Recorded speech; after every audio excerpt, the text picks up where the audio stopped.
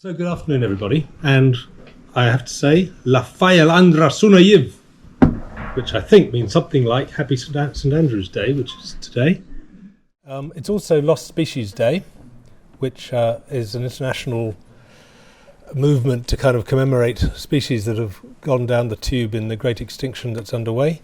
It's also the opening day of COP28 over in Dubai, and hopefully they're doing good work over there.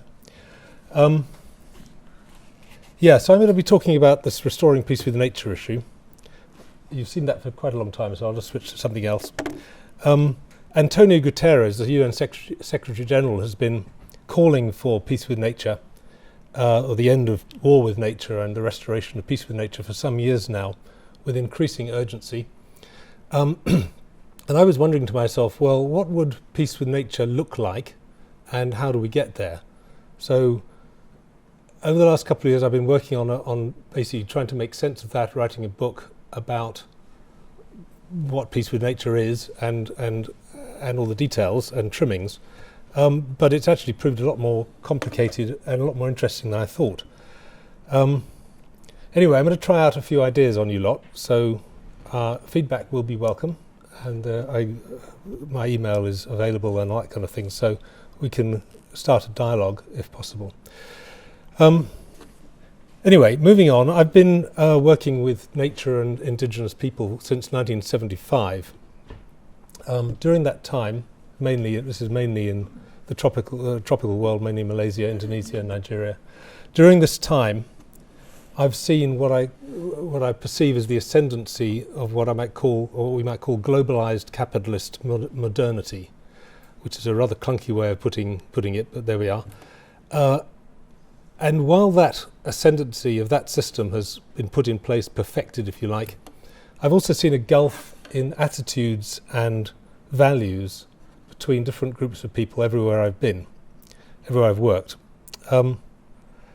Basically between, in a sense, those who are happy living on stolen land, which are the elites and the middle classes in the globalized capitalist modern mainstream countries and regions of the world, and on the other side, those who feel uneasy living in unjust and unsustainable societies, by which I mean indigenous peoples and various other minorities, the excluded and marginalised, but also including environmentalists, greenies of various sorts, and the modern form, the Extinction Rebellion rebels and others.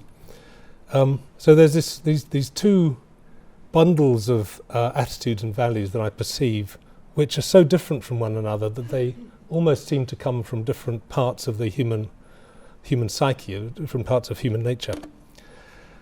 One side seems to be committed completely to business as usual, the other side committed to system change of one form or another. Obviously there's a lot of turbulence and variety around the exact positions, but those are the kind of way it looks to me anyway. So that led me to ask four questions. Can these bundles of attitudes and values be defined in a useful way? Can we find out where they came from, or come up with some ideas for that? Can people switch between them? Can someone who's totally committed to business as usual switch to a system change point of view? And if so, how and why? And can any of the answers to these questions help us with the climate and nature emergency that we're facing? Now, I think my findings so far are surprisingly positive and also rather relevant to Scotland. So we'll come to that. So I should say also that I'm an ecologist and primatologist by background. So I spent many years studying monkeys and apes. I know that all primates are clever and opportunistic, but each species tends to have only one basic life strategy. Apes, for example, among the apes, we've got solitary fruit-eating orangutans, monogamous territorial gibbons, harem-living vegetarian gorillas, male-dominated hierarchical hunting and indeed war-making chimpanzees, and much more egalitarian and pacific bonobos. So that's the kind of basic pattern of the apes. But looking at humans, you see that human societies effortlessly live in all those different ways, and others, in fact. And all of them seem normal to the people living in them. So obviously human diversity is very high as a result of this, or the cultural diversity. But underneath this dazzling array of different life activities that people develop, I reckon there are two underlying life strategies that are different from one another, and that sort of somehow map onto the perception of these two groups, two tribes earlier. Notice that I'm proposing that there are two basic life strategies in humans as opposed to one in the other apes, which is a curious thing. But anyway, one of these strategies is about moving and acquiring new territory and resources. The other is about settling and living sustainably within local ecosystems. Each is associated with its own attitudes, values, expectations and priorities. So I call this slide basically tries to summarize these various associations of these patterns. The first I call the mobile strategy, I call grab it all first, which is here on the left in blue. The second one is I call keep it all safe, which is on the right in green. So this table is based on everything I've seen and read in my life, for what that's worth. In the book it'll be more thoroughly documented, of course. So I think of these grab and keep bundles as a bit like apps that that both of them run on the same modern human operating system and software. They're distinct strands of human nature. So the second question was where are these bundles from? So I speculate here, of course, that grab and keep were finalized during the late Pleistocene when people spread across the world. This is a period of some 250,000 years during which modern humans emerged. It's a rather complicated story, but still, in that process, they occupied most of the world, reaching Australia about 75,000 years ago, the Americas 25,000 years ago. To do this, people they didn't just roll out in one great 5,000 year migration. They would have moved in fits and starts. They would have alternated effectively between grab and keep as behavioral patterns, invading and settling down, invading and settling down, invading and settling down, over and over again. So that's kind of where I think these bundles of behaviors come from, that people are equally adept at invading and settling. Can people switch between these bundles? Well, I suspect that they must have done, that people would have had to do that, because in occupying new territory they would arrive and they would learn to settle fairly rapidly, develop their own, develop appropriate rules for environmental management and so forth. There's a whole, I won't go into too much detail, but there's a lot of interesting discussion about the extinction peaks that accompanied people's arrival in different places. I interpret that as on the grounds that people arrive in an unfamiliar environment and promptly kill everything they can easily kill. So there's an overkill effect, and then people then settle down and learn how to live sustainably within local boundaries. So the implications of this is that everyone's ancestors were once an invader, but all of them later settled down and learned how to live at peace with nature. Another implication is that everyone can be an invader or a peaceful settler, depending entirely on circumstances, upbringing and leadership. So those are three of the three conclusions I've reached. The question now is, can any of this help with the climate emergency, climate and nature emergency?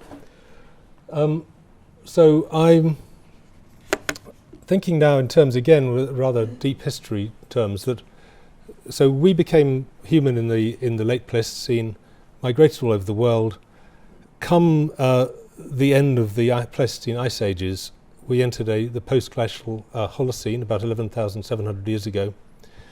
But after a couple of 100,000 years of coping with climate change, effectively is what we did, the gentler conditions of the Holocene, which has so far been rather warm and stable,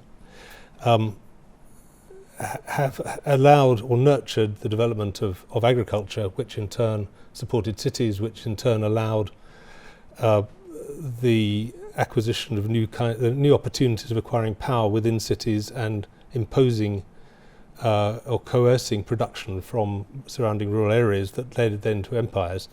And so you had a kind of process of, shortly after the origin of the Holocene, this development of these large polities, which in some areas, specifically Southwest Asia, Northeast Africa and the Mediterranean basin, there was a sufficient density of large competing empires over a 5,000-year period, essentially to create a sort of hard training camp for people in that region, where they basically learned and struggled to perfect the arts of war, of governance, of technology, and competitive religious fervour. So that was 5,000 years up to 15th century. At that point, the Mongols invaded Islam, the Islamic world, and China, and badly weakened both of them. That created an opportunity for these battle-hardened Europeans to grab the opportunity to expand. By this stage, they have developed the techniques and technologies necessary to explore, move around, and take what they want. And off they went. So the age of discovery kicked off in 1418 with the Portuguese arrival on Madeira, and I date the sort of what I call the European onslaught from that moment. So far lasted about 600 years to date, although as I'll explain later on, I think it's now coming to an end. This picture here is just of two snapshots of this onslaught. 1700 is basically when the European powers are competing to occupy the Americas. Obviously, they're replacing indigenous people who are already there, and likewise in parts of Africa and Southeast Asia. Meanwhile, the Russians, another European power inspired by Imperial Rome, are off into Siberia and have conquered most of Siberia, again, also at the expense of indigenous people there and ecosystems. 1900, 200 years later, fast forward, most of the Americas are independent of Europe, but still governed by European settler elites, and that continues. Africa, after 1870, was divided up by the Europeans and thoroughly colonized. Obviously, Australia, the Far East, likewise. It's quite an extraordinary and indeed unique moment in history. This sudden expansion, this onslaught across the world, and it invented a number of new things. It invented unfair trade, colonialism, imperialism, nationalism, and capitalism. The effects of inventing those things were genocide, ethnocide, and ecocide at a very widespread level against indigenous peoples and their homelands. So I would say that, looked at from the grab-keep perspective, we have grab running rampant in that period, being very successful, achieving enormous power and wealth, great fun for the dominant groups, or Europeans as we call them. Of course, it didn't remain ethnically European, because what they were doing was passing on techniques and attitudes and values to the colonized peoples, the elites of the colonized people, and they then inherited those values and those attitudes within their successor states. So there we have a 600-year process of grab dominance, the onslaught. The whole current global system essentially was forged during that period. That is, all of our theories, all of our economic tools, everything, our ways of thinking. And it seems normal and indeed natural to us because that's all of our thoughts were shaped by it. Meanwhile, there is a bright spark to this. Meanwhile, keep the alternative the alternative bundle of attitudes and values continued to exist, but was suppressed more or less deliberately by church, state, and business. But it did survive in indigenous people and their allies, which, as if you read any of the history of this, there are priests, there are environmentalists, there are anthropologists, there are liberals, like Simon Bolivar, for example, the liberator of Latin America, was quite keen on indigenous worldview. Alexander von Humboldt, who founded ecology, likewise learned how to think from indigenous people in the Americas. So there's a whole subtext going on, which is happening underneath the enormous energy of the European onslaught, and that continues to date. It still exists in the sense that Extinction Rebellion is still active and people are out there. So it's survived all this. But looking at the outcomes of the European onslaught, obviously indigenous people have been fading away. It's a polite way of saying often worse than that. There are horror stories from all of the European empires and many of their successor states. I will mention no names, but there we are. This little quote can summarize the position for a lot of them. And the picture is called Unwritten. It refers to the unwritten history of Australia and was inspired by the police murder of a teenage Aborigine in Queensland in 1967, I believe. So the indigenous peoples have been hammered. Nature has been hammered as well. This is the Dying Planet Index of global wildlife abundance that World Wildlife Fund puts out every now and again.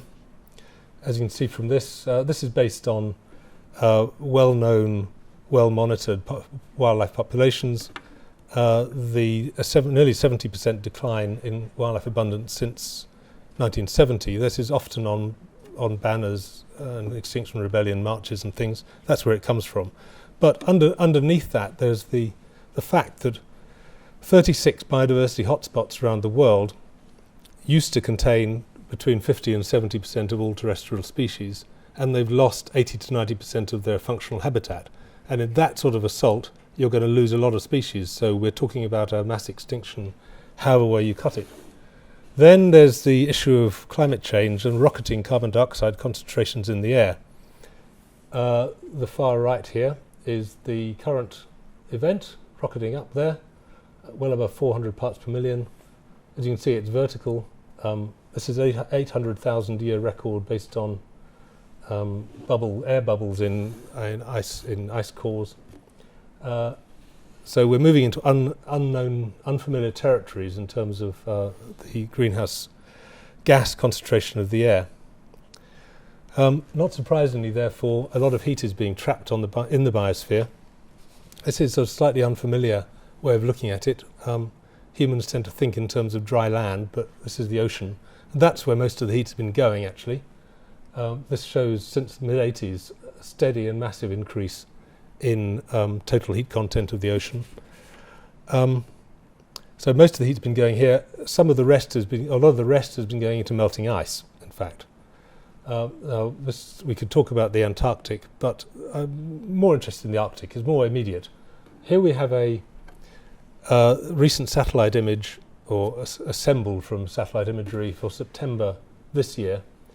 As you can see, this is the median extent of Arctic sea ice up to 2010.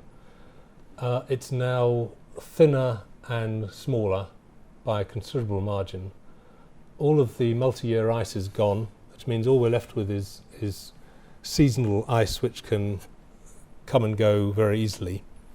The black hole, of course, is the entrance of Santa's Grotto, or else, rather boringly, it's an artifact of satellite paths. Who knows which? However, that's the sort of what it looks like. But if we look at the hard data from nuclear submarine measurement of ice depths plus satellite imagery since 1979, which is when we could put them for the first time together, what we're seeing here is what they call the Arctic death spiral. It's the decline of Arctic sea ice in the summer, especially, and that's the dark line here is the September, which is the Arctic summer minimum sea ice extent. As you can see, it's declined from about 17,000 cubic kilometres in 79 to under 5,000 cubic kilometres today. Well, actually last month, but anyway. And that decline looks set to continue until we reach probably zero in about 2030. smart money seems to be betting on 2027 at the moment, but either way, it's about then.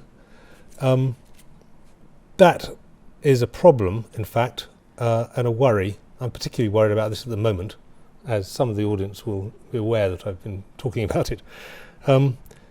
Because if there's no summer sea ice in 2030, then the Arctic Ocean will heat up rapidly for two reasons. Firstly, the lack of albedo reflectivity of the ice. Secondly, that there's no ice to absorb the extra heat, and ice takes 80 times more heat energy to melt than water does to heat up. So if you take the ice away, the water will heat up rapidly. The question is, what will that do? And I've been looking at the potential methane sources in the Arctic, all of which seem vulnerable to warming. There's a large amount of methane stored in the form of frozen clathrates in the seabed, and there's an even larger amount of methane in the form of permafrost peat in the surrounding lands.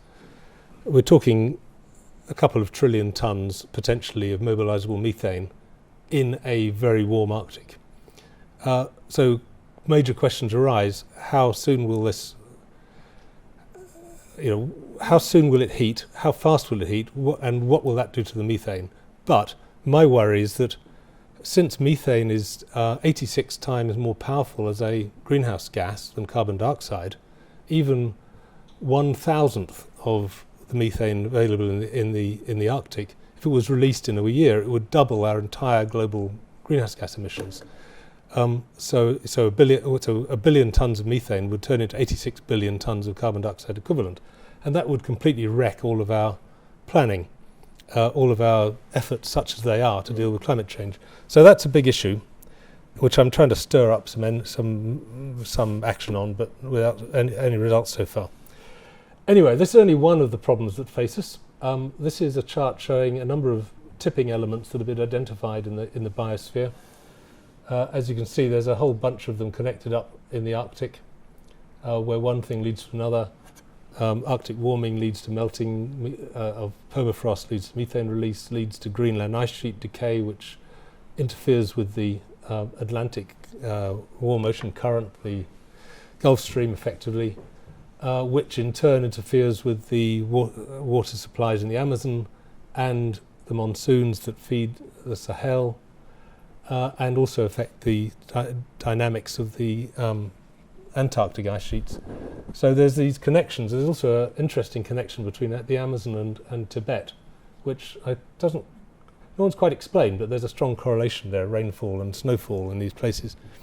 So anyway, the point is that these are complex systems.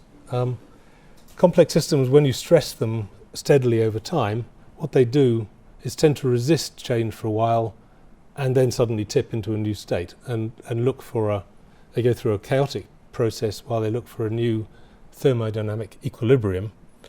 And the fear is that these stressed ecosystems are gearing up to tip into that chaos fairly soon, with the potential of a cascade, essentially, of interlinked systems knocking each other over, system breakdown, and an irreversible switch to hothouse Earth conditions, which would be very disastrous.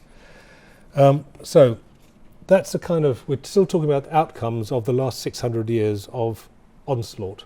This is it. This is what the current system is designed to perpetuate and is resisting changing.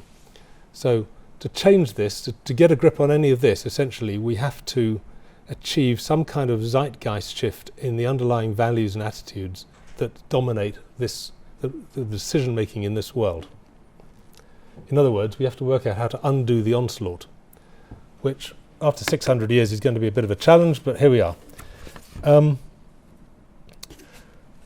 So this slide shows a couple of memorials for lost species, effectively. A life cairn in East Sussex, and the Mass Extinction Memorial Observatory in Dorset.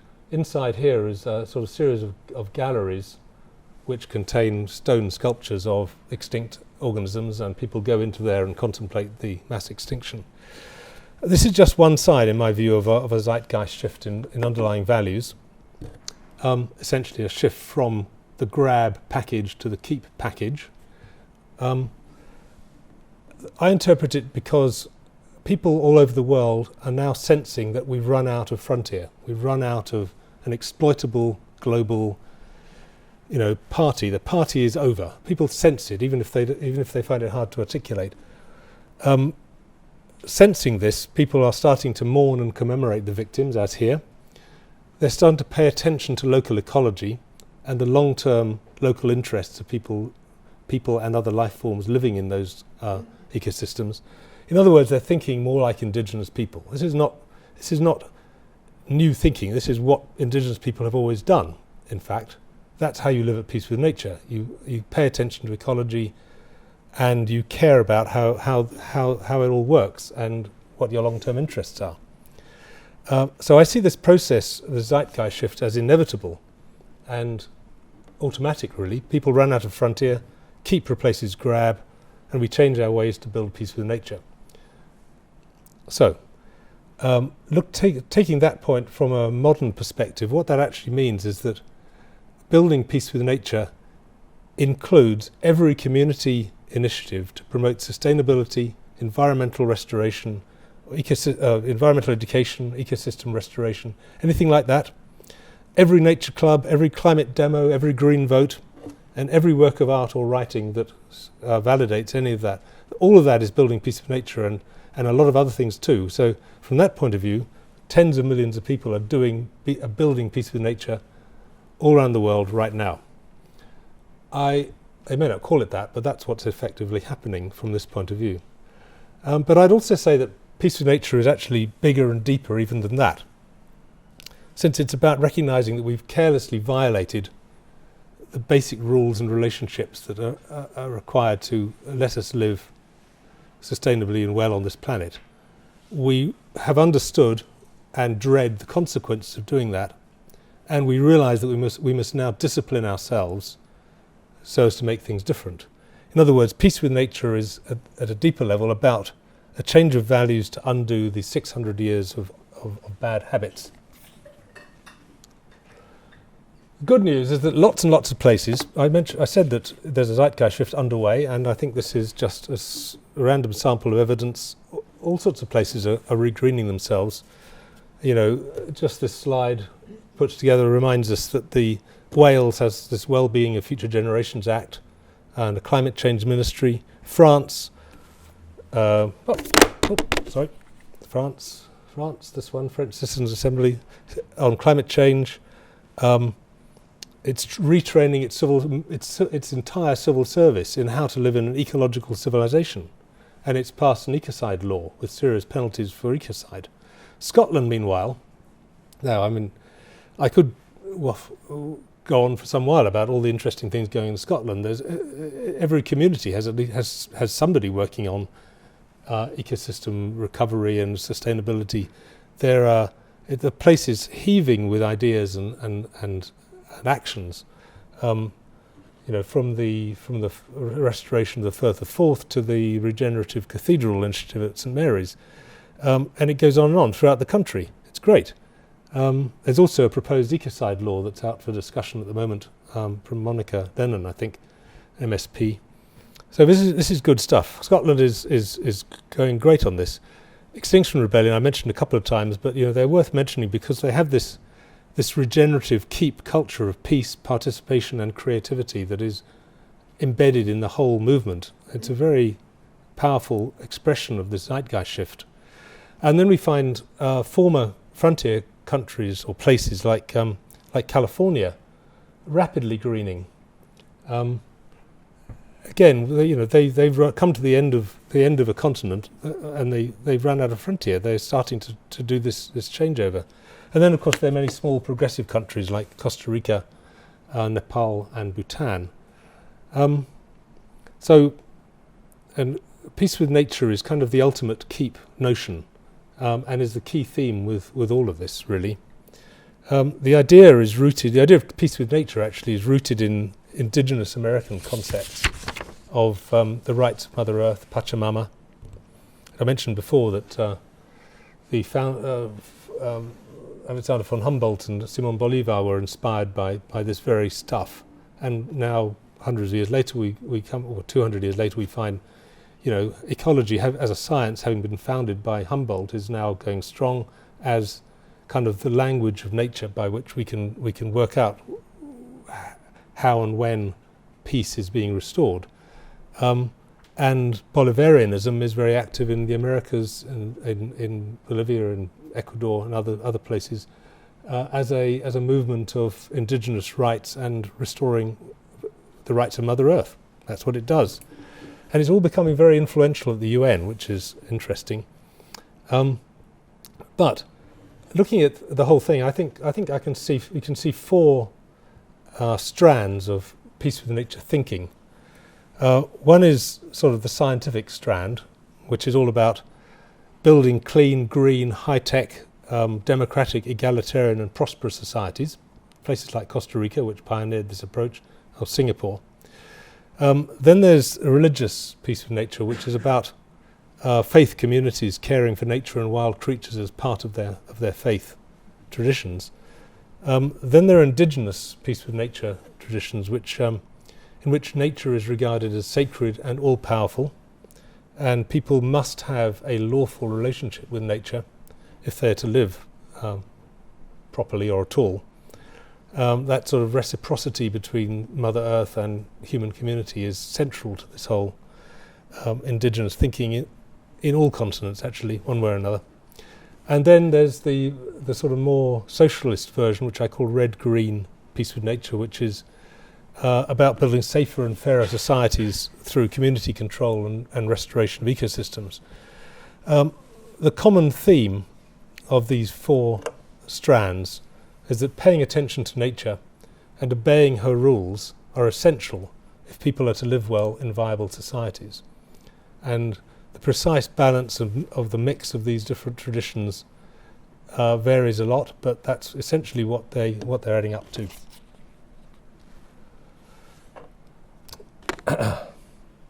So I come back to the question of the transition from grab to keep, the ending of the European onslaught. From the record, as far as one could tell, it is possible to make that transition quite quickly, and probably humans have done it millions of times in the past in little river valleys and things where they occupied and settled down. Obviously this is a bit of a different challenge now because it's global and there's various issues there. But one thing we need to think about is that transitions like this can be quick, but they can also be delayed. And they can be delayed by tension, basically between reason and emotion. That is, what you know you must do versus what you really can be bothered to do or resistant. There's emotional stuff going on in there.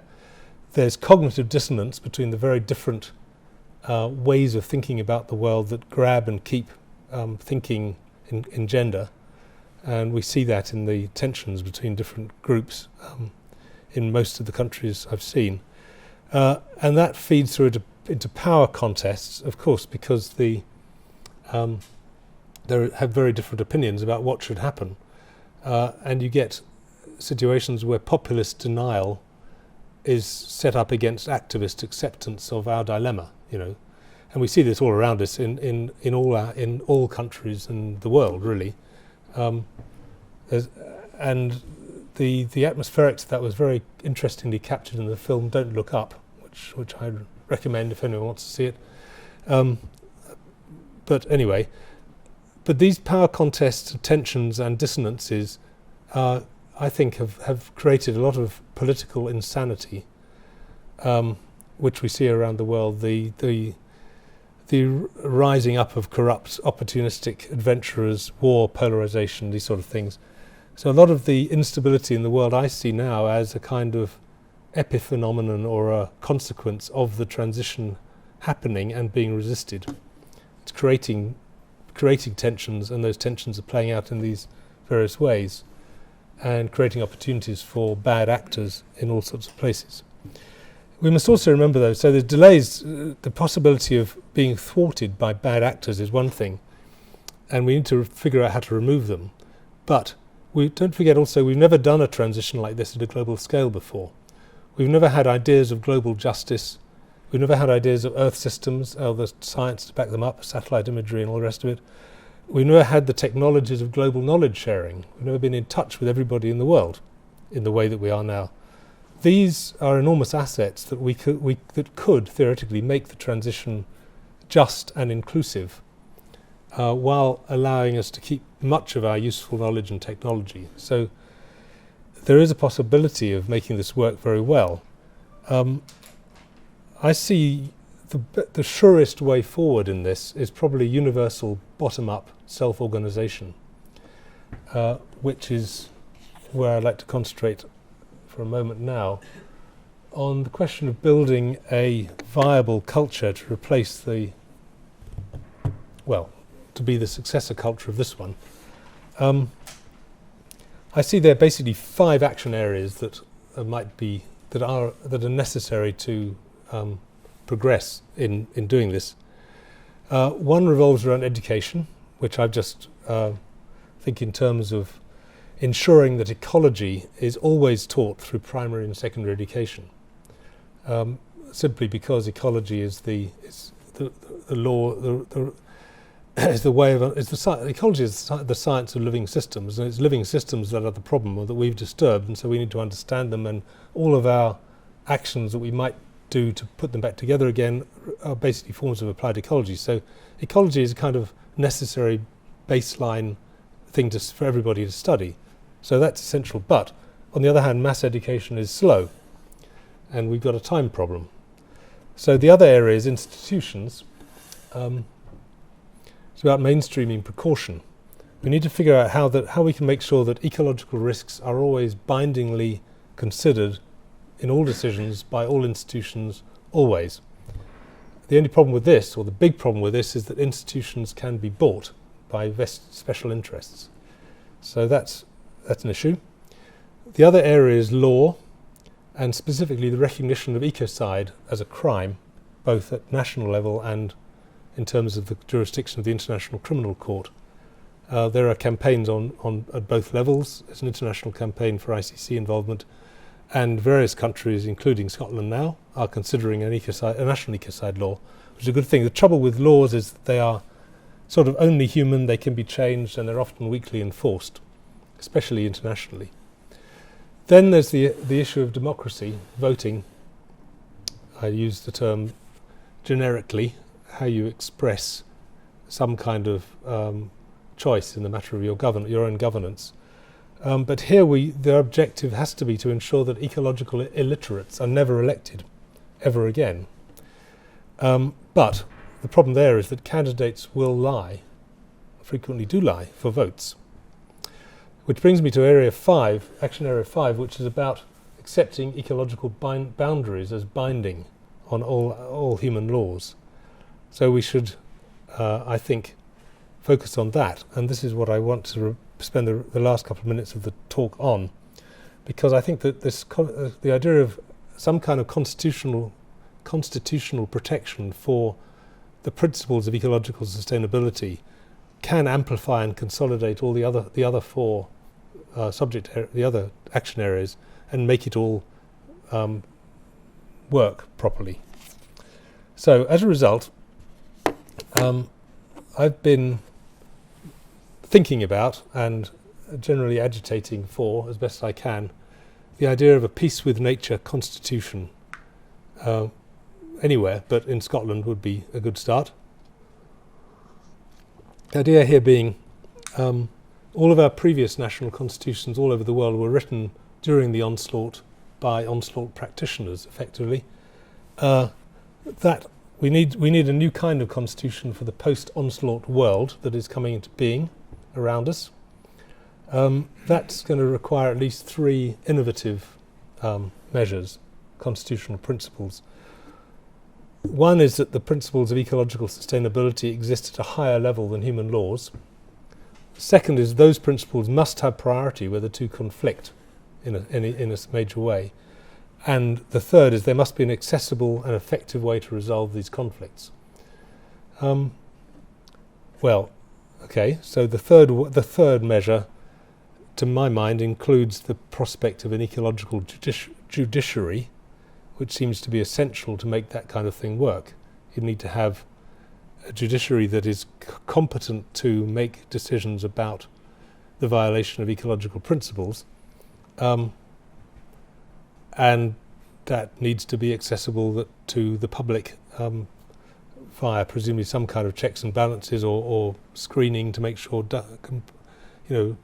frivolous appeals are not weeded out. But that's the basic idea, the essence of it. Then you need to ensure that the powers should only be focused on the most dangerous laws, and those powers should include the ability to strike down as invalid any other law which is found to conflict with ecological sustainability. All of it sounds like a bit of a tall order, but nevertheless, it's a way I see as to consolidate the Zeitgeist shift. If we have a constitution like that, then we might expect that keep could be here to stay. To put it more practically, perhaps, if you had an ecological judiciary, it would need an understanding of ecology, of course, in all of its staff and its knowledge management systems. It would also need guidance on where to focus its energies. Where are the most dangerous laws, the most dangerous human laws? And what I've done here is recruited the planetary boundaries idea from the Swedish and German workers. In fact, if any of you went to Johan Rockstrom's talk the other day, he was essentially talking about this, but he invented this approach actually, but he and his colleagues have really used it only as a kind of educational tool. What they've said is they've perfected the science of identifying some key boundaries within the safe that bound the safe operating space of the world. So, and they've worked out how to measure, but how to basically establish what is a safe operating space under these different categories, and measure where we are in relation to them. And this is the latest 2023 September edition of this thing. And okay, so they've got 9 basic planetary boundaries. 6 of them are way red. You can look up the details easily enough. I won't go into them, but they're perfectly reasonable. All of these violated issues, such as climate change, the novel entities, of course, are things like genetically modified organisms, persistent organic pollutants, radioactive materials that are released into the environment with no capacity to regulate or protect the environment. There's tens of thousands of them being churned out every year. It's way above safe. Likewise, the destruction of the integrity of the biosphere, biodiversity loss, and the breakdown of ecosystems, the destruction of freshwater resources, and biochemical flows. All of this is deeply worrying, but it does provide us with the starting point of the capacity to provide a good reason for focusing on these issues in terms of challenging laws that permit the sort of violations of this sort. That fundamentally all of these pose existential threats to our well-being and the well-being of other life on Earth. So I would say it's time to use these boundaries, make them real, with an ecological judiciary to back them up, embedded in a piece of nature constitution. So that's my thinking currently. Well, it's my thinking probably full stop, but anyway. So back in 2020 there was a public consultation on for the Scottish Citizens' Assembly on climate change. I put together a petition to that committee to consider the idea of a piece of nature constitution, roughly along the lines of what I've just said. I put it out there. It had a kind of system where you put these ideas out on a website and people vote for them. This was the second most voted for initiative, but was never considered by the Citizens' Assembly because it was weeded out as bonkers by the civil service. There we are. I'll leave that thought with you. But anyway, the point is that it was out there being commented on, and these are a sample of some of the comments. There were a couple of hundred others, mainly virtual positive. My favourite one is the last one, of course. But generally speaking, I think there was strong support for this. I think there is strong support for it, and I think that by doing something like this, Scotland is in a position to show the world how to do this, how to make this transition real, how to finally end the 600-year onslaught. Of course, we can. So with this constitutional means, we might accelerate the Zeitgeist shift and end the grab era at last. But what we mustn't do is forget that there is opposition. Depicted here, a great picture in the National Gallery. But we must also not forget about buying time. I mentioned a couple of I mentioned the Arctic methane issue before.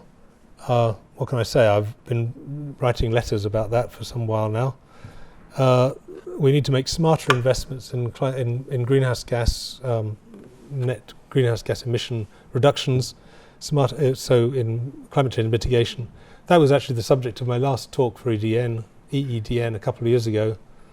So published that, got some ideas out there, got some positive feedback, but it's not, I don't know, unless they're talking about it in Dubai right now, which I doubt, it probably hasn't had much traction, but still there's a huge gap. We're wasting most of our investments in mitigation efforts that are not driven by a need to head off system breakdown. Then there's the matter of improving the aid portfolios to concentrate on or to focus on strengthening communities and ecosystems against climate chaos that is underway. There's some progress there. That's the subject of my last book, actually. And then there are the international agreements on climate chaos, the sharing of risk and impact, and accommodating population movements and this sort of thing, and paying for things. Hopefully the people in Dubai are working on that stuff right now. Anyway, it's way above my pay grade, but there we are. So my point is that all of these tasks will become a lot easier as the Zeitgeist shift continues. It's just one of those things. Everything's connected, and as the change and the underlying values of the world shifts, then these things will be a lot easier to achieve. But after 600 years, grab habits of thought are deeply ingrained and very resistant to change. Arrogance, exclusive control, endless growth, ecocide are what the agents of the past wish to carry forward into the future, and they will resist our efforts to change things. They are, however, dying out with the Zeitgeist shift, but they're still very dangerous. So, this is a slightly complex little picture, but it's built around the display outside the Modern Art Gallery. There will be no miracles here. I've kind of half blanked out the no, because maybe there will be. Maybe Scotland, if this land of wonders, might be able to produce a miracle. Will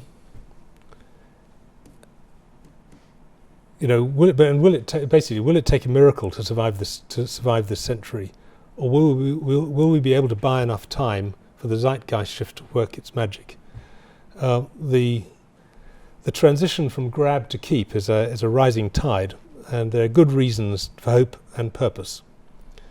I would say campaigning for a peace of nature constitution, which incidentally, right here, I reckon, for the record, I'm launching a campaign for a peace of nature constitution in Scotland. Within 5 years, that's what we're going to achieve. And I don't have the faintest idea how we're actually going to do that, but the website is there. I'm here. Let's do it.